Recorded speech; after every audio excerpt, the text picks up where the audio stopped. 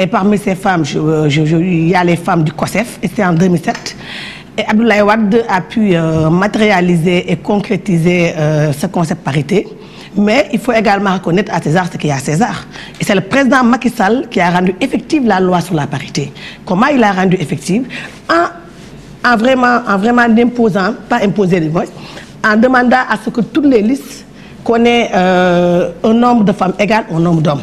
Bien vrai que le code électoral l'a bien instauré, le président Macky Sall aurait pu revenir sur cette loi-là. Donc tout le mérite lui revient également. Le président aussi méritant que Abdoulaye Wade aussi méritant que le président Macky Sall, parce que c'est lui qui avait à l'application. Je vous en fais grave, Madame Kanouté, c'est pas grave.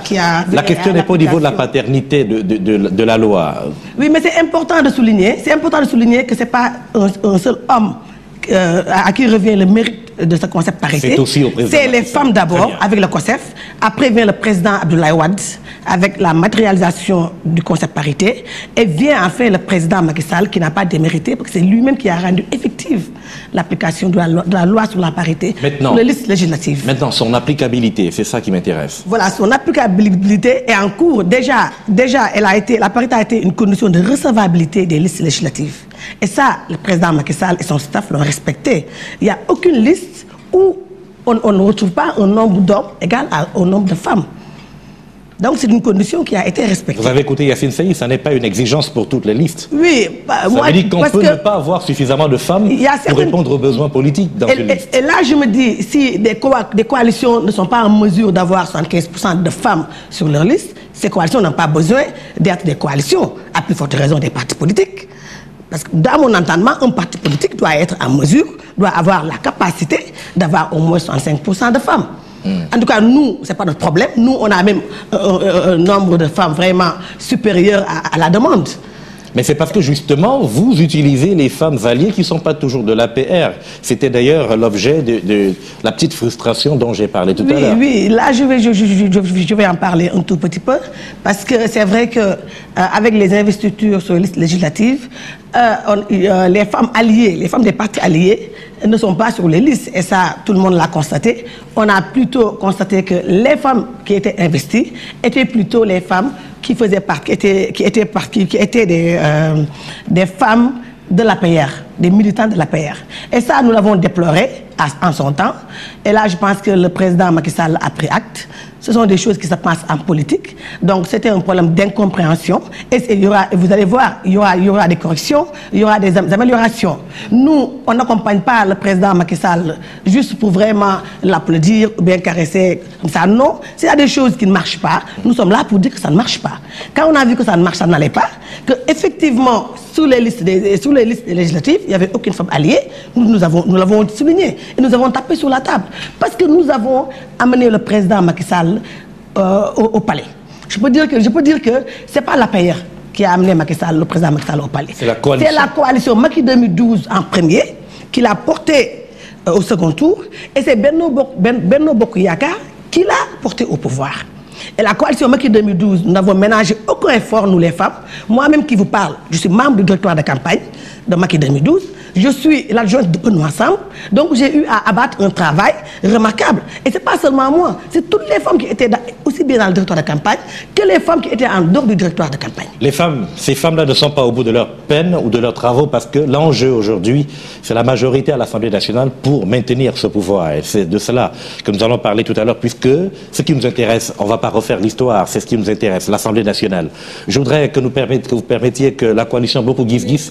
Avant ça, s'il vous plaît, Monsieur Godlove, je voudrais rétablir certaines vérités. Je crois que Madame Kanouté a parlé de l'avènement du COSEF qui a suscité un peu cette volonté politique de la part du président de la République d'alors, Maître Abdoulaye Wade, pour qu'on puisse avoir cette loi sur la parité.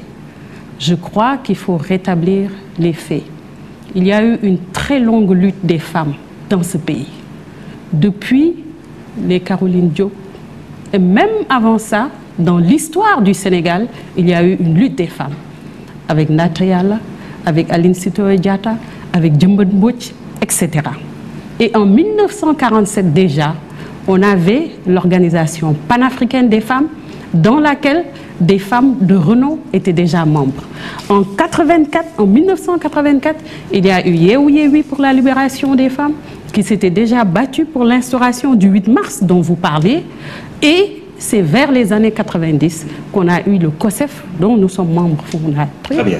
Donc, c'était juste pour établir... Il y a tout un processus de lutte, de combat des femmes qui a abouti aujourd'hui peut-être à la volonté du président de la République d'alors d'avoir cette idée donc, de la loi sur la parité. Effectivement, le président Macky Sall n'est pas revenu sur cette loi. Et cela, c'est vrai, il faut le saluer. Parce que nous savons que ce n'était pas acquis du tout, qu'il y avait certainement des pressions et que peut-être la loi sur la parité n'était pas à l'abri et qu'aujourd'hui, on peut se prévaloir qu'au niveau des listes, il y ait eu la parité.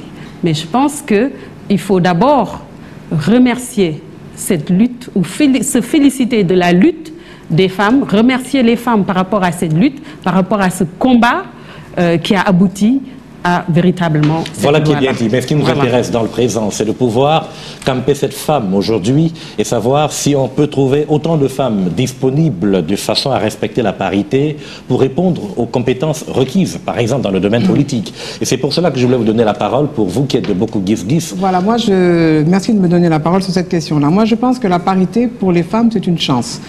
Parce qu'effectivement, c'est une loi volontariste. C'est une loi qui dit qu'il faut qu'il y ait autant de femmes au Parlement que d'hommes, d'une façon juridique.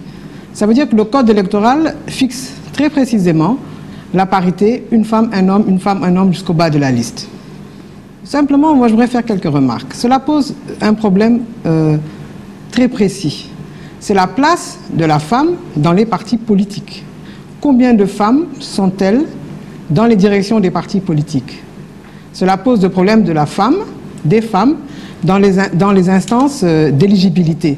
Combien de femmes maires? Combien de femmes PCR? Pourquoi? Parce que souvent les femmes sont adjointes, suppléantes ou secondes, sont rarement devant. Et moi je dis qu'avec cette loi volontariste, on oblige à mettre les femmes en lumière. Et je pense que sur 14 millions de Sénégalais, on peut quand même trouver 75 femmes qui soient honorablement députées. Oui, La question n'est pas est-ce qu'on peut trouver 75 femmes ou pas. La question c'est il ne faut pas que ça se contente d'être des femmes à l'Assemblée, que le reste de la société ne bouge pas. Il faut aussi les femmes dans les entreprises. Et c'est là que c'est plutôt ce monde que je connais, parce que moi je viens du secteur privé. Dès 1987, j'étais déjà directrice d'entreprise. Donc je dis il faut que les femmes dans le secteur privé prennent aussi des postes de direction, et là c'est forcément le mérite, parce qu'on Il y a toujours autant de femmes compétentes pour répondre aux besoins. Il y en a, je pense que simplement... Vous disiez les PCR, il y en les a, femmes députées. Aujourd'hui il y en a, simplement elles ne sont pas candidates. Elles ne sont pas candidates. Vous savez, moi je viens de rentrer en politique au niveau de notre mouvement avec le ministre Abdou Fall, ça fait à peine 2 ans. J'étais dans le secteur privé, je ne m'intéressais pas aux questions politiques. Je disais que pour moi c'était du folklore, parce que je n'avais pas du tout l'impression que les femmes à l'époque pouvaient avoir la moindre influence sur les prises de décision. Je pense qu'avec cette loi, on sera tellement nombreuses que d'une façon ou d'une autre, nous pouvons être une force de proposition. Nous pouvons proposer des lois. Pas seulement les applaudir, pas seulement les contrer, mais proposer de nouvelles lois. Et c'est à cela que moi je vais m'employer. Parce qu'il ne s'agit pas simplement de faire une assemblée d'applaudisseurs ou de hueurs, de gens qui critiquent une opposition systématique ou une approbation systématique. Il faut aussi qu'on puisse créer pour faire de nouvelles propositions. Il faut que nous soyons de remonter des préoccupations des citoyens, des contribuables et des populations. Et ça, le rôle des femmes sera énorme à ce niveau-là. Parce que qui mieux que les femmes, c'est ce que nous vivons au niveau des ménages. Ce sont les femmes qui sont les premières à souffrir de la précarité. Ce sont les femmes qui sont les premières à souffrir des problèmes de santé. Ce sont les femmes qui sont les mères avec les problèmes des enfants. Donc je pense que ce sont ces femmes-là qui demain pourront faire quelque chose à l'Assemblée.